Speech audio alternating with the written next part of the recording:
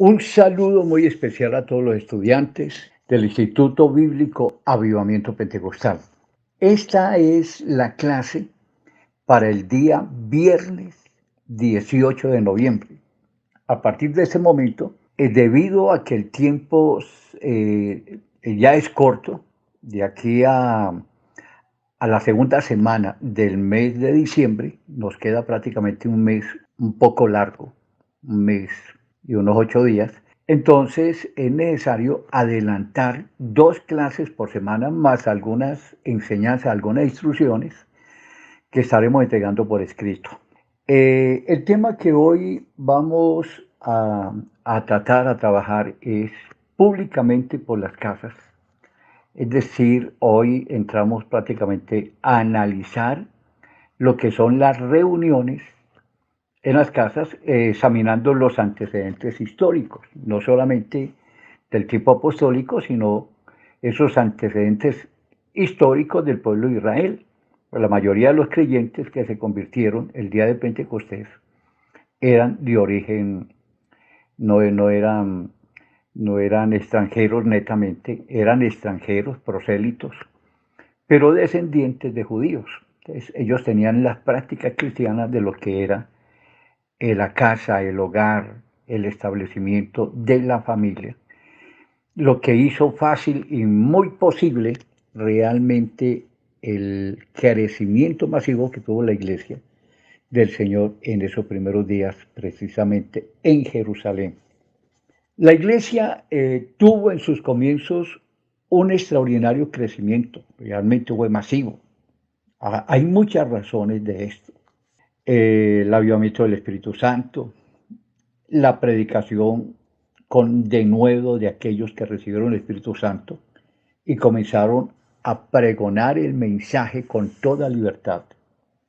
La disposición de todos los que se iban convirtiendo a, a recibir el discipulado para luego ser enviados, como hemos venido estudiando en las clases que hemos tenido en las semanas pasadas. La iglesia tuvo en sus comienzos un crecimiento extraordinario a través de la labor evangelizadora. A eso se dedicaron ellos, los primeros discípulos. ¿Por qué existía tanta efectividad en esa labor? Las escrituras son claras al declarar que los discípulos todos los días en el templo, escuchen, todos los días, no un día sí y el otro día no, y de vez en cuando iban, no señor, todos los días había una constancia, esa constancia la daba la presencia de Dios en sus corazones. Todos los días en el templo y por las casas no cesaban de enseñar y predicar a Jesucristo. Eso está en el libro de los Hechos, capítulo 5, versículo 42. Celebraban reuniones públicas en el templo, en el atrio exterior. El atrio exterior era la parte donde el pueblo en sí, el normal, el común del pueblo, se ubicaba. Había un lugar interno que se llama el lugar santo y luego el lugar santísimo, que era el lugar donde los sacerdotes realizaban los sacrificios continuos. El lugar santísimo, una sola vez en el año, el sumo sacerdote entraba a celebrar un solo sacrificio por todos los pecados del pueblo, pero el lugar santísimo era un lugar muy público, donde un pueblo religioso como Israel, como el pueblo judío, continuamente estaba llenando ese espacio, que era un espacio bastante grande, llenando ese espacio llamado el atrio exterior. A eso es que llama las escrituras reuniones en el templo. Y dice que aunque gozaban de una comunión constante en el Señor, el uno con el otro, no se entretenían ni cesaban de buscar a los perdidos. El apóstol Pablo nos presenta este modelo de la iglesia en Jerusalén, aplicado perfectamente en la administración. Allá en Éfeso, cuando en su despedida en Mileto es un pequeño puerto que queda cerca, se alcanza a ver desde Éfeso el mar, y ahí al lado del mar está Mileto. Ese es el lugar que escogió Pablo para la despedida en esa ocasión después de 3 años de estar predicando públicamente por las casas. Y él lo reafirma, lo confirma, lo declara cuando dice textualmente: y como nada que fuese útil he rehuido de anunciaros y enseñaros públicamente y por las casas. Es un texto supremamente importante. Y de eso ha derivado el nombre que lleva el modelo, el sistema que a nivel mundial se ha venido enseñando. El sistema públicamente por las casas, que también se le llama método o sistema o plan 2020. Hay un punto que yo quisiera mencionarlo que me parece que es supremamente importante como una de las razones por las cuales la Iglesia del Señor tuvo un crecimiento extraordinario en aquellos primeros años y lo ha venido teniendo a través de los siglos. A pesar de la persecución, la Iglesia se ha sostenido. Las puertas del infierno no han podido prevalecer sobre esta predicación. Pero hay una razón supremamente importante que quisiera mencionarla antes de continuar adelante. Al final de la Gran Comisión, en el versículo 20, él dice: he aquí yo estaré con vosotros todos los días hasta el fin del mundo. Ya lo hemos examinado en las clases anteriores sobre el Espíritu Santo. Y esto se refería: he aquí yo estaré con vosotros todos los días. Y se está refiriendo a los temas que ya hemos visto sobre el Espíritu Santo, pero hay una obra, hay una actividad propia del Espíritu Santo que consiste en imponer la predicación del Evangelio a cada discípulo, cada persona que recibe el Evangelio y es llamada, posteriormente es hecha discípulo y luego enviada a ir y a ser discípulos, a seguir predicando, como una espiral continua. Es una espiral y es una espiral que de hechos exactamente que se cumplen cada vez que una persona se convierta, es enviado a predicar el Evangelio, pero estos lo hacen con otros y estos con otros y estos con otros, como dice la Biblia, hasta lo último de la tierra. Pero cuando el Señor entra en el corazón de una persona, realmente es Él el que predica el Evangelio. En ese caso, el Espíritu Santo. Hay una imposición. Habíamos dicho en las clases anteriores que no se trata de si la persona quiere o no quiere predicar el Evangelio, si tiene disposición o no, si tiene la voluntad, si tiene el amor, el afecto por las almas perdidas. No se trata de esto. El Evangelio no se predica por sentimientos de seres humanos, se predica por el sentimiento de Dios que está instituido, está metido, está incluido, está dentro de la vida de la persona cuando recibe el Espíritu Santo. Pablo lo dice de la mejor manera. Pablo dice: pues si anuncio el Evangelio no tengo por qué gloriarme, no son mis sentimientos, no es porque quiero, no es porque me hace falta, no es porque soy muy buena gente, muy buena persona, pienso en las almas perdidas. Ese no es el asunto. Quien mueve realmente a una persona para que predique el Evangelio es el sentimiento de amor que Dios tiene por la humanidad. Porque de tal manera amó Dios al mundo que dio a su Hijo unigénito para que todo aquel que en Él crea, mas tenga vida eterna. Somos instrumentos, vasos de barro, que por dentro llevamos ese tesoro maravilloso de la presencia de Dios y este mensaje de salvación para el mundo. ¿Se han puesto ustedes a pensar qué hubiera pasado que los 11, al final de todos esos años de formación, de capacitación, de instrucción, de discipulado, al final ellos no hubieran querido hacerlo?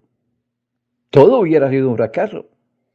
Y en la realidad, si esto el Señor lo hubiera dejado a la voluntad de cada uno, esto hubiera sido un fracaso. Los seres humanos somos inconstantes, no tenemos principios que podemos sostenerlos. El amor a Dios es relativo. Prácticamente amamos a Dios porque Él nos amó primero. Nuestro amor es consecuencia de ese amor que Dios ha establecido, instituido en nuestra propia vida. Entonces, pues si anuncio el Evangelio no tengo por qué gloriarme porque me es impuesta necesidad.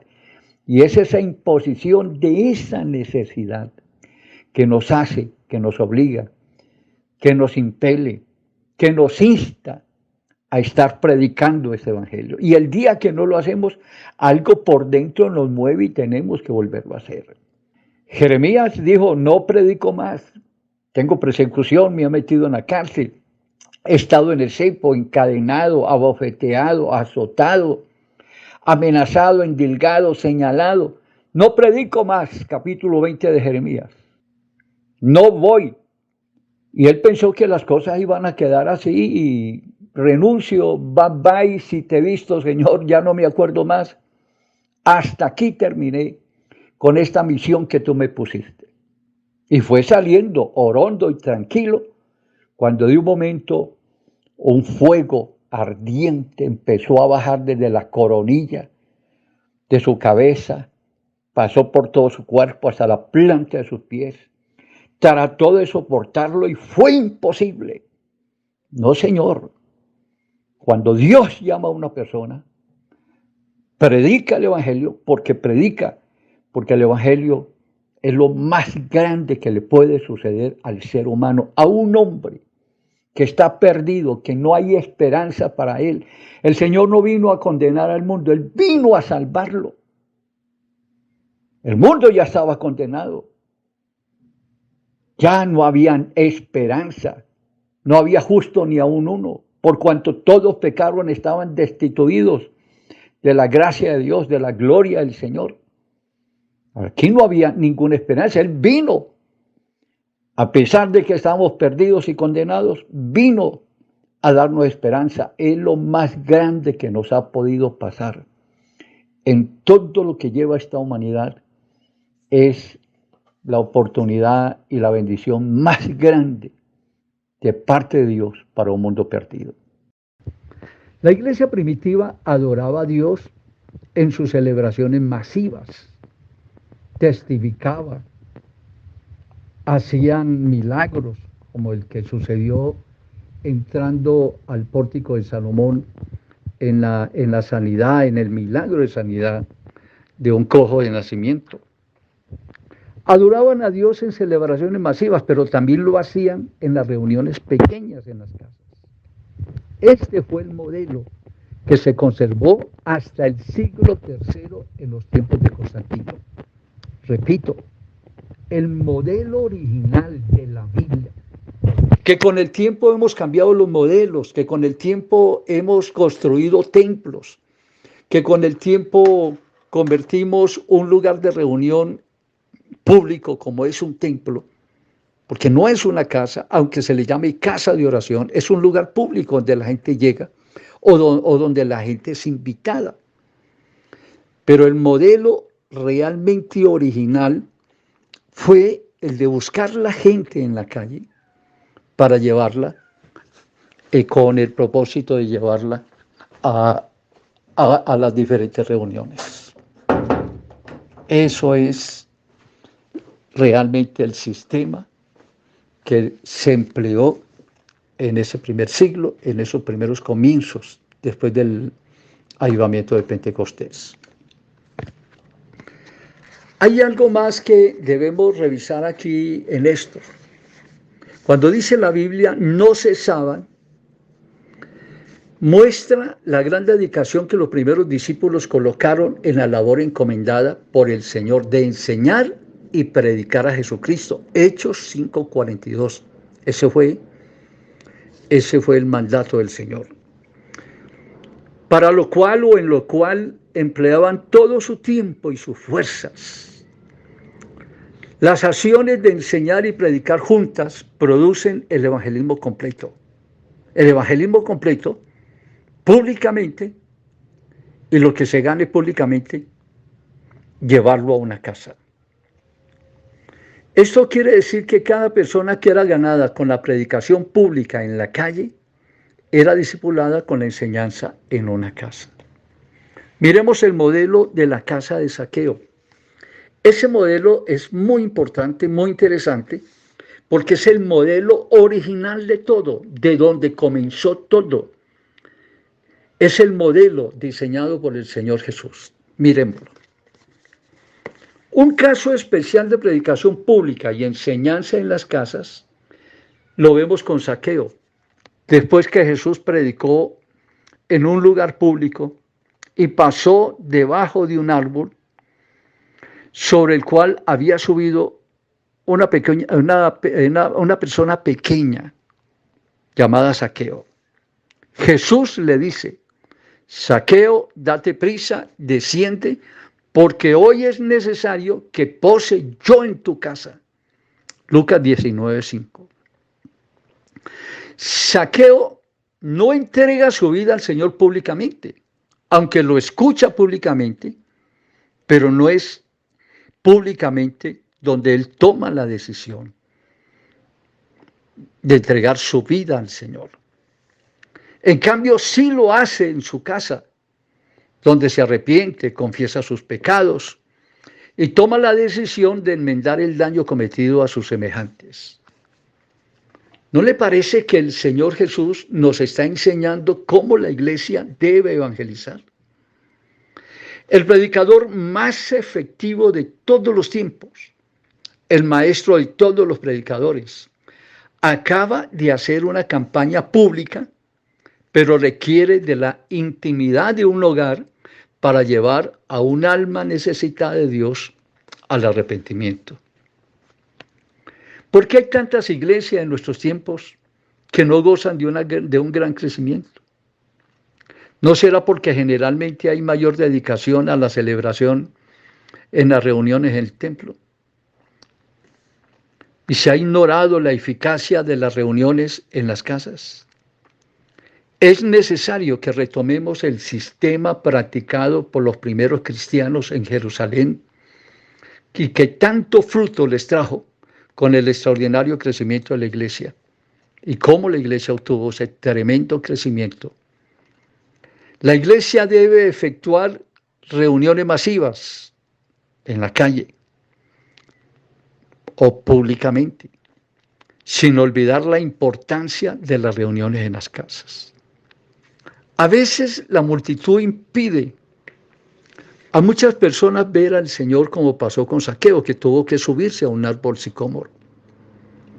Él procuraba ver quién era Jesús, porque todo el mundo mencionaba de un tal Jesús que estaba pasando por ese lugar. Él abandonó su trabajo, abandonó su descanso, abandonó su casa. Lo que él estaba haciendo lo abandonó para ir a conocer ese tan famoso Jesús que pasaba por Jericó. Eso está en Lucas 19:3. Así muchas veces las multitudes impiden a tantos llegar hasta donde está Jesús, ya que las reuniones públicas son generalmente impersonales. A diferencia de la intimidad y el calor de un hogar, como pasó ya en la casa de Zaqueo, donde hubo intimidad, donde las palabras fueron más enfocadas, donde hubo un estado de confianza para lograrse la gran conversión de un hombre como Zaqueo. El gran éxito del crecimiento de la iglesia en aquellos primeros días, con la conversión pública de los 3,000,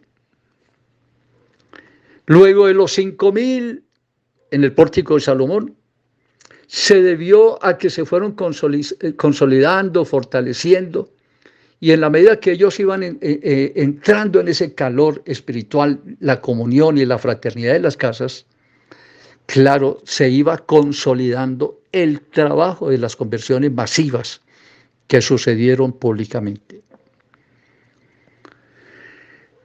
Miremos un poco el modelo de las casas de los judíos. Es interesante porque la costumbre de las reuniones en las casas no era esa época, venía de un modo ancestral, años, siglos atrás. Había siempre ese estado, ese modelo, que las reuniones más importantes se sucedieran en las casas de los judíos. Los primeros cristianos en su mayoría eran de ascendencia judía. La iglesia primitiva, en consecuencia, tenía un fuerte tinte judío proveniente de las tradiciones del Antiguo Testamento. Esto incluía las tribus, los clanes, las familias y sus casas.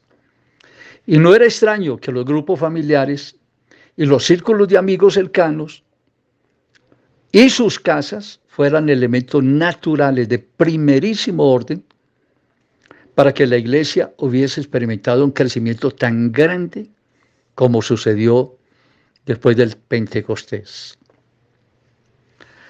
La casa hacía parte sagrada de la estructura social del pueblo judío, y eso lo encontramos en Levítico 27:14. Y de hecho, allí se generaban las actividades familiares y comunitarias. La iglesia en las casas se convirtió en la plataforma efectiva de proyección del mensaje del Evangelio durante esos primeros siglos.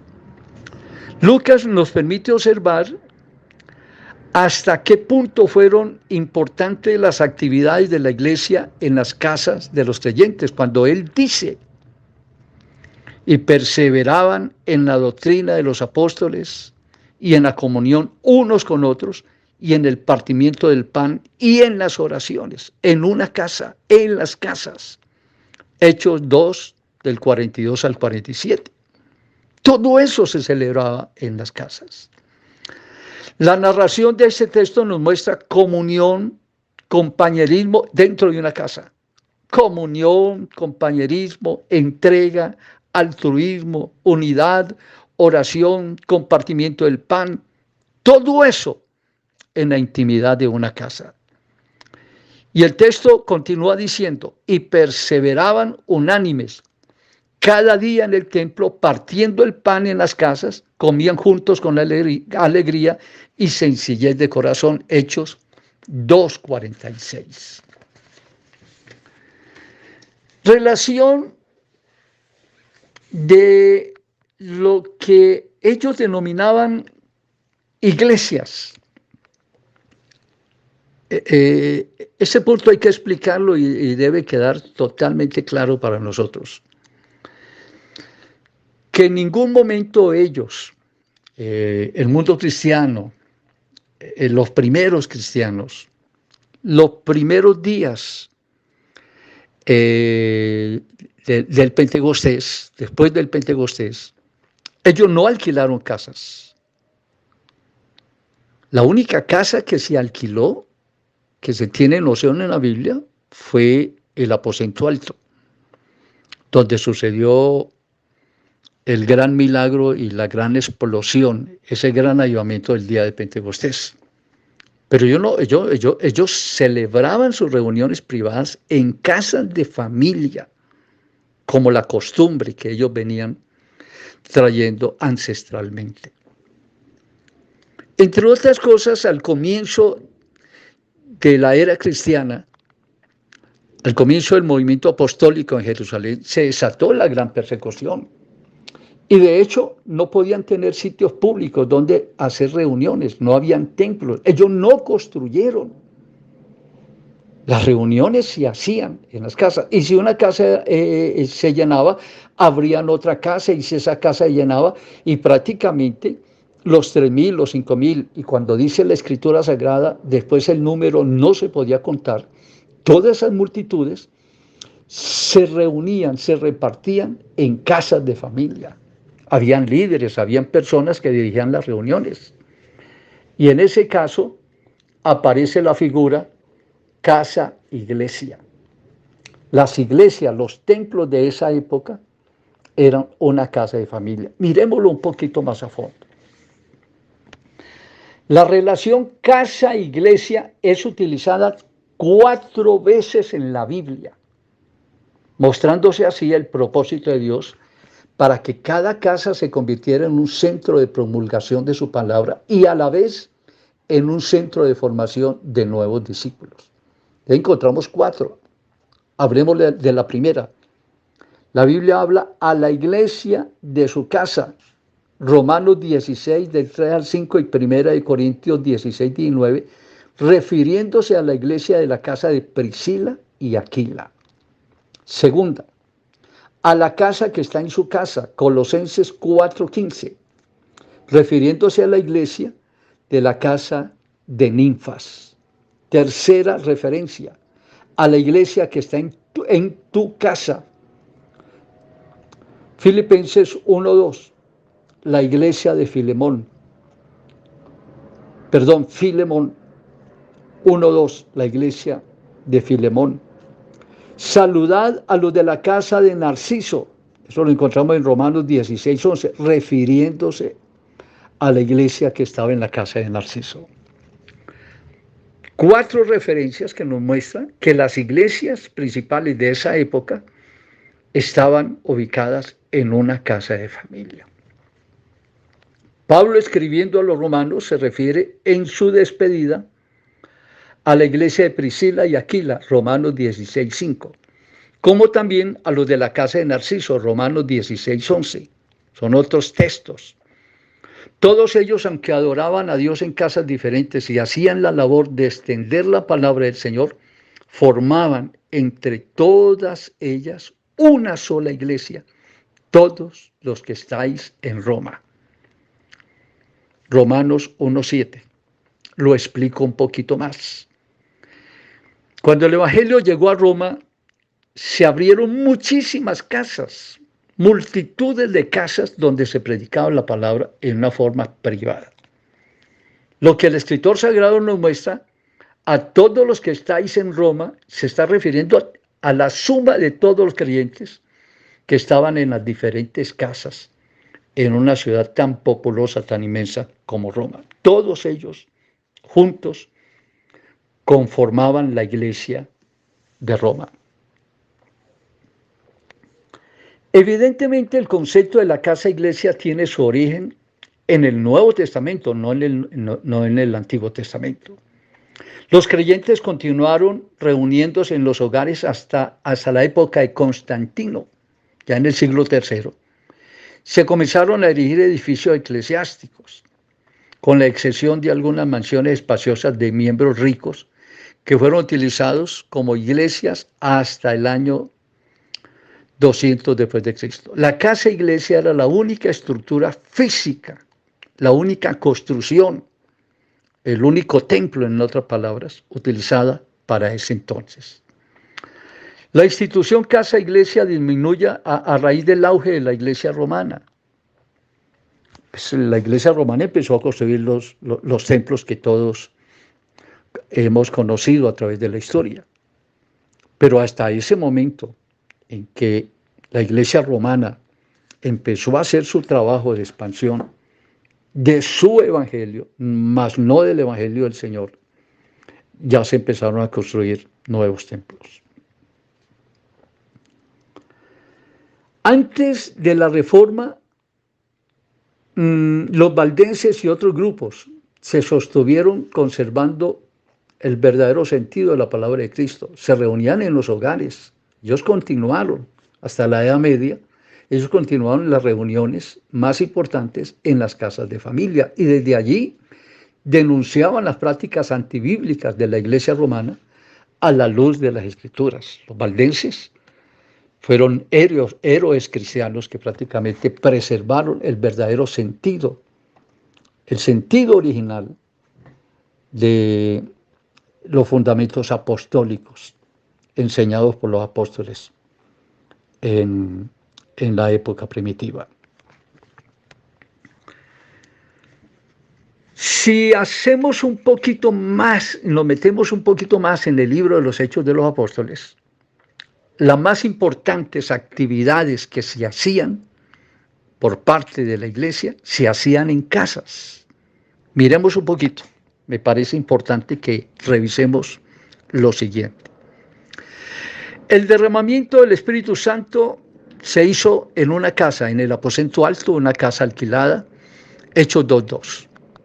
La comunión de los discípulos de casa en casa lo encontramos en Hechos 2:46. La enseñanza, la predicación se hacían en las casas, Hechos 5:42. Un milagro para la recuperación de la visión de Saulo fue en una casa, la casa de Judas, Hechos 9:17. La resurrección de Tabita en una sala de una casa, Hechos 9:40. La visita de Pedro a la casa de Cornelio, Hechos 10:3. El éxtasis y la visión de Dios a Pedro en la casa de Simón, el curtidor, Hechos 10:9-19. La invitación a predicar en la casa de Simón, Hechos 10:22. La invitación para oír la palabra en la casa de Cornelio, en una casa, Hechos 10:24. El bautismo del Espíritu Santo en la casa de Cornelio, en Hechos 10:44. La oración intercesora en la casa de María, madre de Juan, Hechos 12:12. Hospedaje en la casa de Lidia, Hechos 16:25-40. La predicación en la casa del carcelero, en una casa, 16:32 de Hechos. La persecución de los judíos en la casa de Jasón, Hechos 17:5. Hospedaje en la casa de Justo, Hechos 18:7. Salvación en la casa de Crispo, Hechos 18:8. Manifestación demoníaca en la casa de Seba, Hechos 19:16. Enseñanza en el aposento alto en Troas, Hechos 20 del 7 al 8. Resurrección de Eutico en una casa, cuando Pablo estaba predicando a medianoche en la casa de Troas, Hechos 20 del 9 al 10. Predicación de Pablo por las casas en Éfeso, Hechos 20:20. Predicación y enseñanza en Roma en la casa alquilada por parte de Pablo, Hechos 28:30 al 31.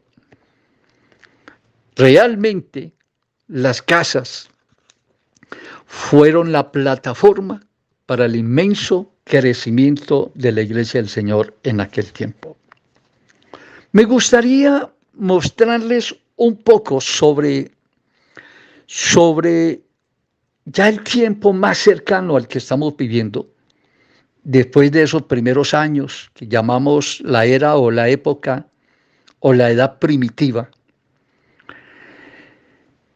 Podemos encontrar un poco más reciente el modelo de las reuniones de una de las personas más importantes, de inmensa trayectoria, de una fama impresionante, como fue el sistema de reuniones celulares de John Wesley, uno de los hombres más grandes que ha dado la iglesia cristiana en los años recientes. Juan o John Wesley o Juan Wesley, como le podemos decir. Después de todo esto que pasó en la etapa primitiva, aparece John Wesley hasta el siglo XVII, ya muy reciente. En el siglo XVII, en que se volvió a vislumbrar, volvió otra vez a resurgir el sistema de predicación públicamente y por las casas.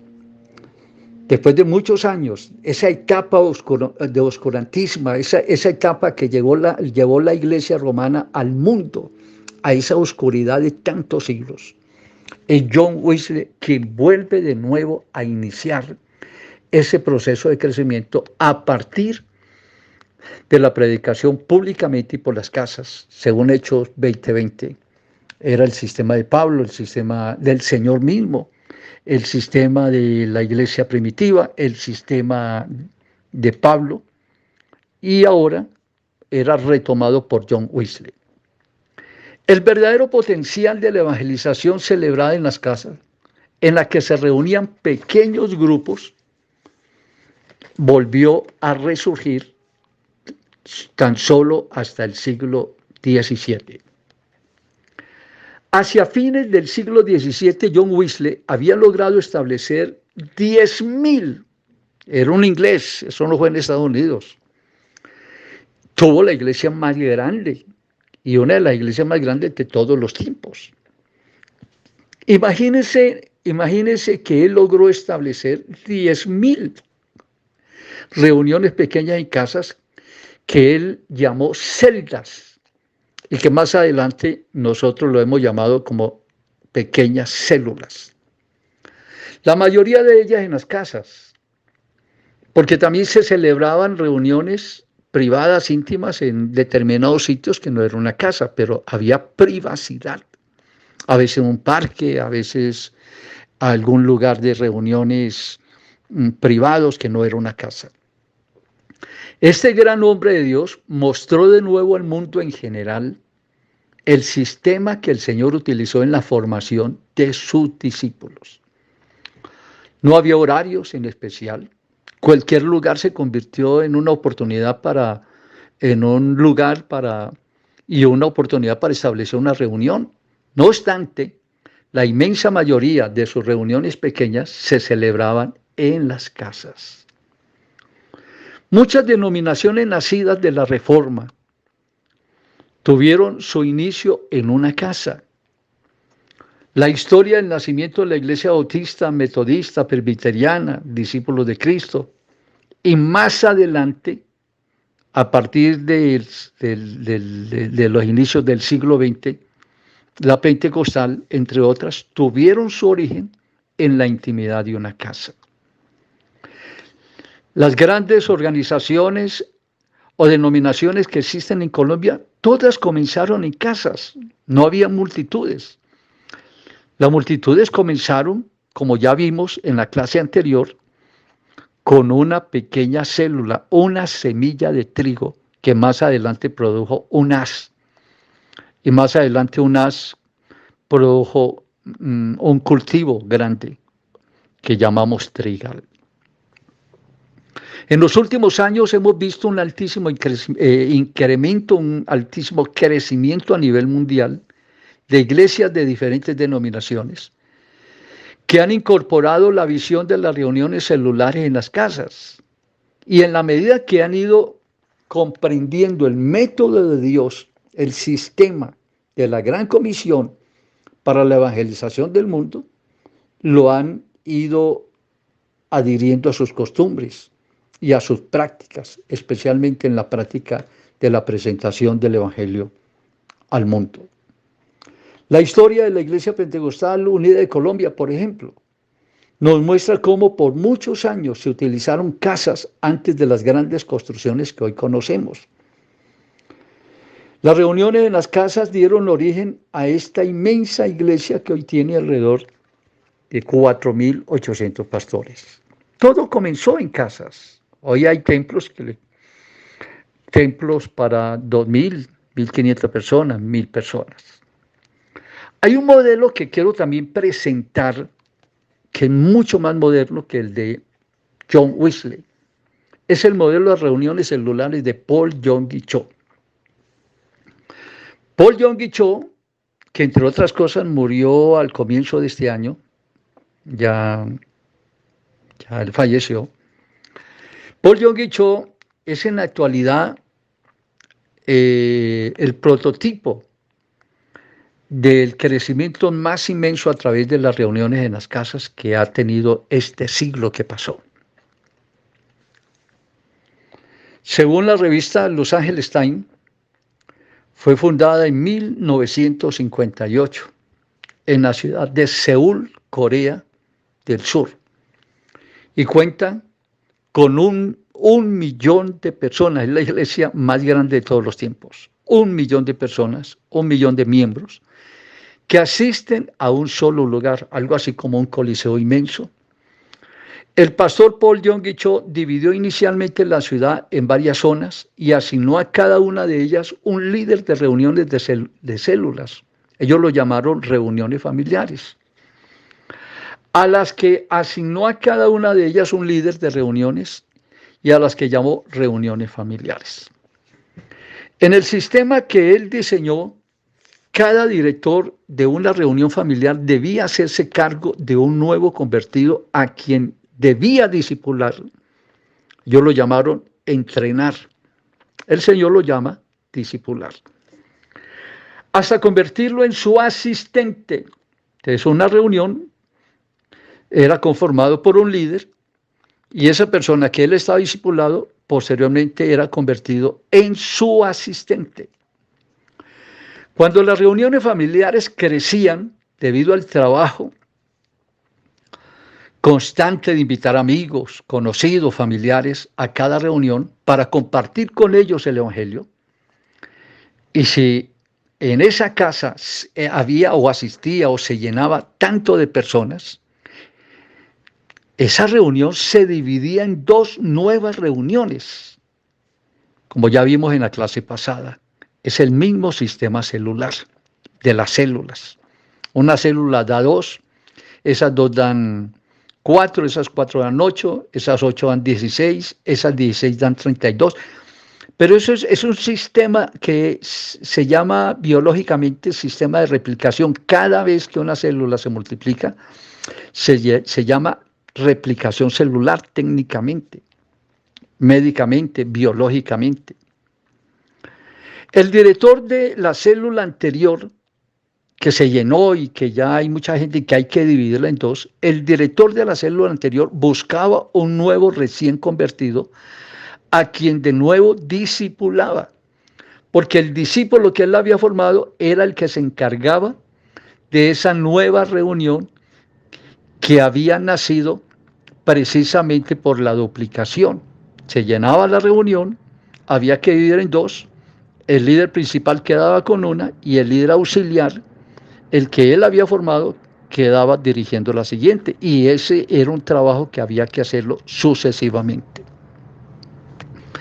El director de la nueva célula hacía exactamente lo mismo, buscaba a un recién convertido, a quien hacía su discípulo y posteriormente lo hacía su asistente. Siempre en una célula se necesitan dos personas, pero el líder principal forma el otro.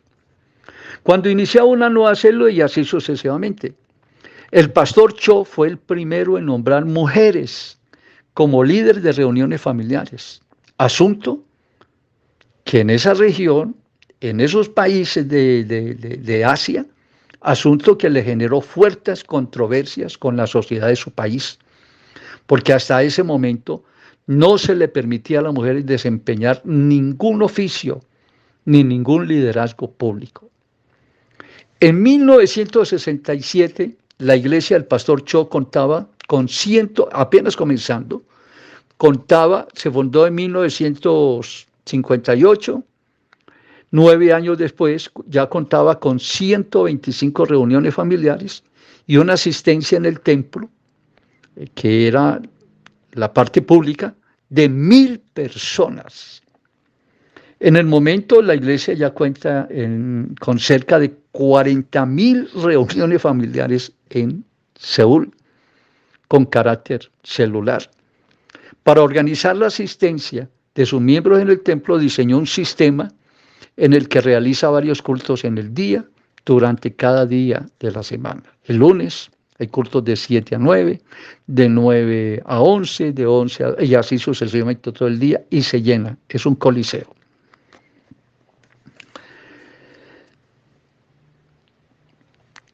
Creo que esta clase es supremamente importante para que tengamos en cuenta la importancia que estamos dándole a las reuniones en las casas. Muchas personas han buscado ser parte de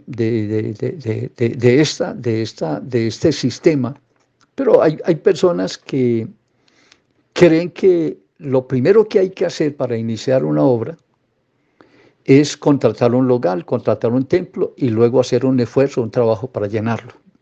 Ese no es el sistema. El sistema más apostólico es empezar a hacer reuniones en las casas. Ustedes como estudiantes, ustedes como alumnos, personas que están preparando para el ministerio, para el pastorado, como evangelistas o como misioneras, lo primero que hay que hacer es establecer en una casa. En las siguientes clases ya entramos prácticamente cómo se puede hacer, cómo se puede cumplir ese modelo de iniciar una iglesia en una casa. Déjenme decirles que el hecho de que en una casa se comience con 2 o 3 personas, el dueño y 2 familiares o 2 vecinos que se inviten, así sean 3 personas, esa es una iglesia.